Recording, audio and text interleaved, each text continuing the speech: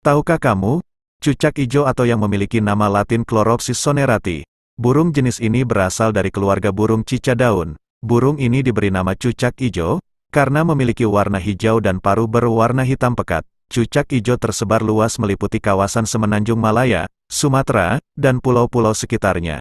Cucak ijo memiliki panjang sekitar 18 hingga 22 dan biasanya sekitar 42,9 sampai 48,2 gram. Sementara cucak ijo betina sekitar 38 hingga 41,2 gram.